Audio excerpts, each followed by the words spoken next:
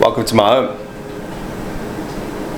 So today we're going to be making a blue pizza, Smurf pizza, with the puffed up sourdough starter that's actually collapsed because I kept it in the fridge for a couple of days.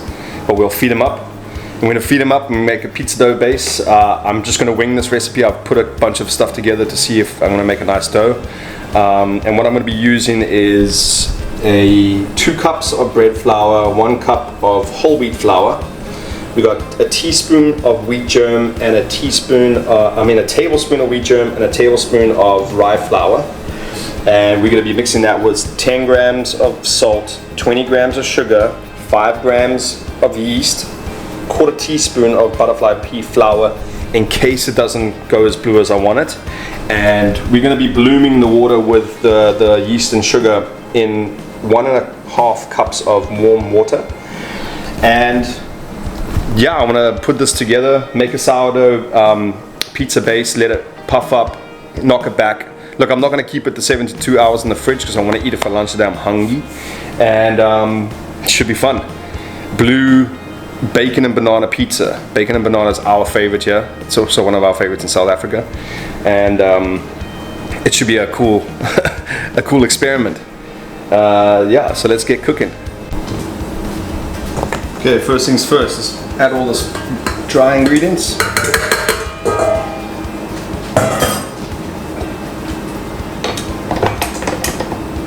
What we're going to do is get the sugar into the water, the yeast into the water, and give that a little shake about, and just let that do its thing. Let it start blooming. It shouldn't take too long to bloom. It's a good way to indicate whether or not the yeast is alive or not. And if it's not blooming, start over, because sometimes the yeast can die off, especially if it's left out of the fridge too long and if it's too old. So it's a good way to tell whether or not the yeast is active or not. Should I add the butterfly pea flour to this? We'll wait until I've added that so I know how blue it is. Alright, we'll keep that salt towards the end. Why are you not blooming?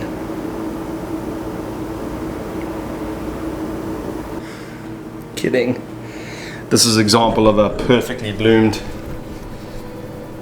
yeast. You know that now it's alive and it's going to do its thing for the dough. Now once you've at that stage, it's time to start mixing the ingredients.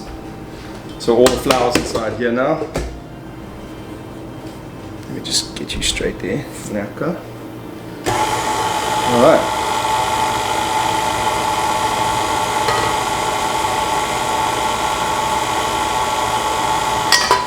You get that all in. Now bear in mind, if it's too wet, add a little bit of flour until you get it like hitting off the side of the bowl. If it's too dry, add some more water.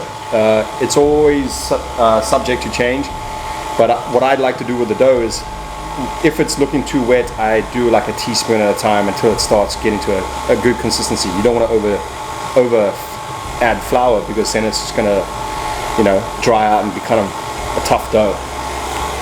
So when you add your water and add your water to the dough, it can always look too dry or it can always look too wet. If it's looking too dry, add a little bit of water. If it's looking too wet, you know, just add a teaspoon at a time of flour until it gets a really nice consistency that you think it's slapping off the side. How's my olive oil, my extra virgin olive oil? I'm going to add a little bit of olive oil right now. Just drizzle some in. I'd say like a teaspoon or a tablespoon. That just helps create a nice smooth dough too.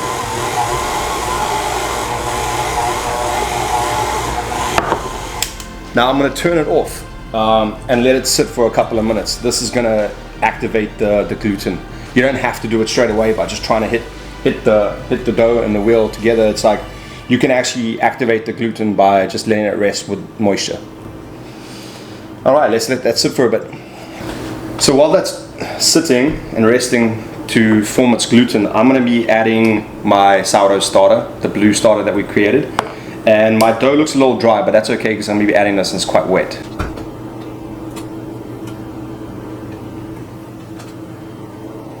If I didn't mention it, it was 115 grams of sourdough starter, the blue starter. Quite wet. So you can see, there he is. Knock him down. Let's see how that turns out. The dough was a little dry. I think I added a little bit, and there's a lot of ingredients in there that's going to suck up a lot of water. So as you can see, it's going to look quite wet after the sourdough starter goes in. So always just be patient.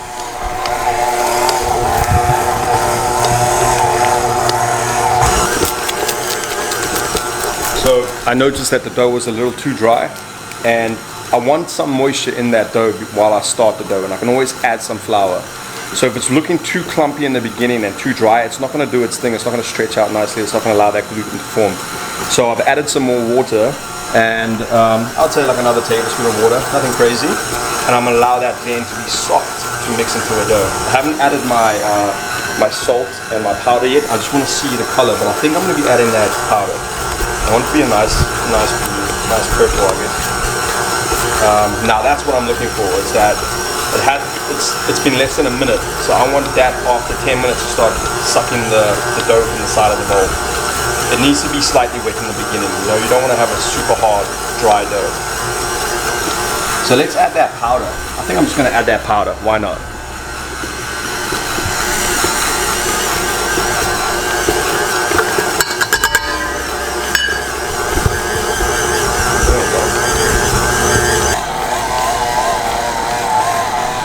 Okay, at this stage I'm going to add the salt. Like we did in the last video, you add that later.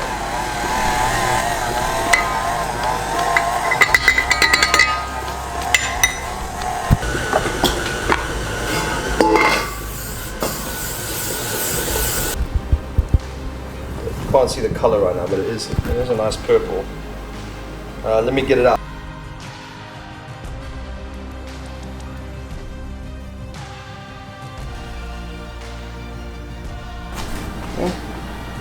Kind of purple.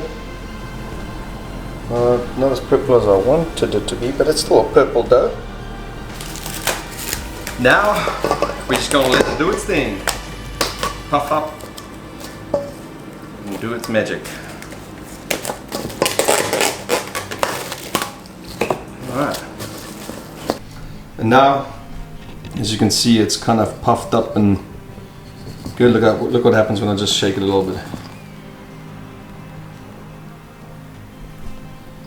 Going to drop.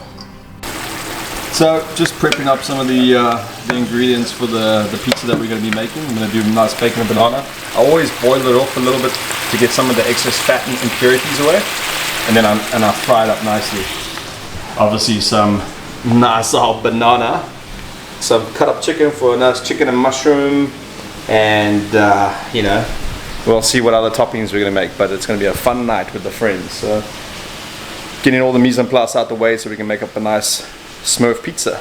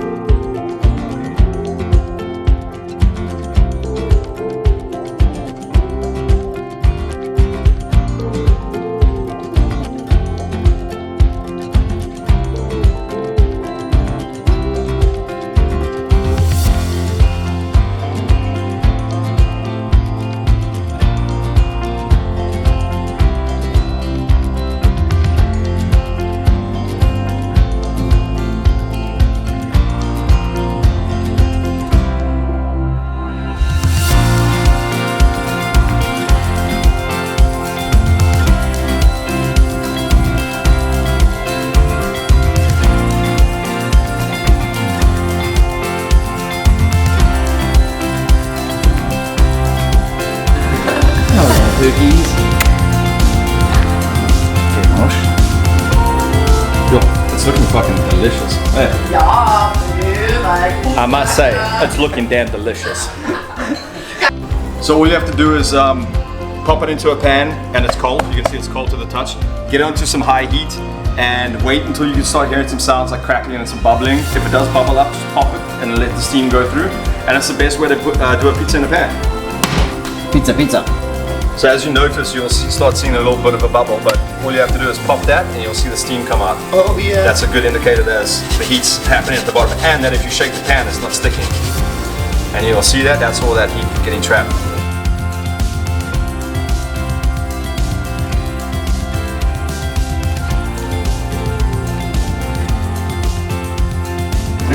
Okay, you start smelling a little bit of a charred smell, and that's the sign to get it into the oven under broil. 525. Oh baby.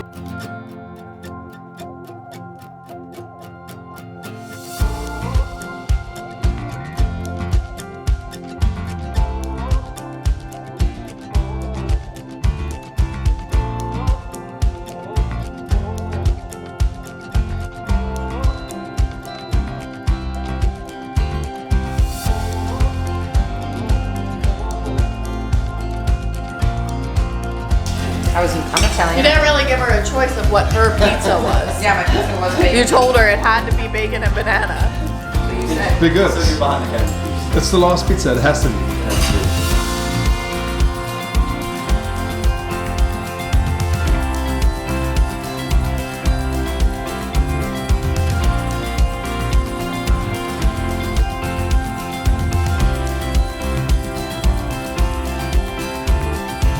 Do is smell and look and listen. Pop the bubbles. Look and listen. Yeah, yeah, you can smell like a burning bread. There you go. Yo, yo. Oh shit. Oh my god. Oh my god.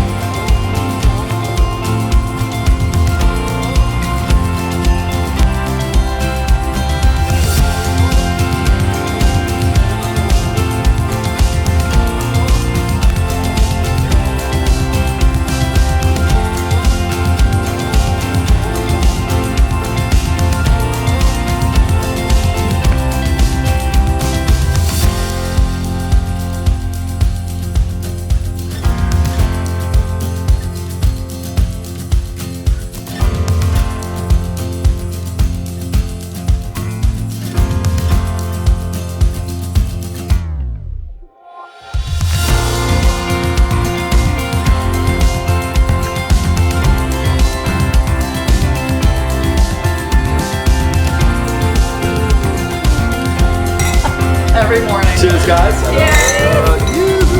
Cheers, pizza!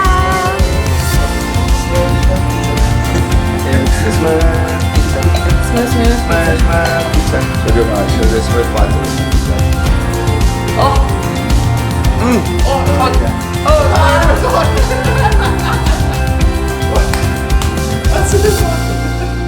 That's good. It's so good. Oh my god. Oh.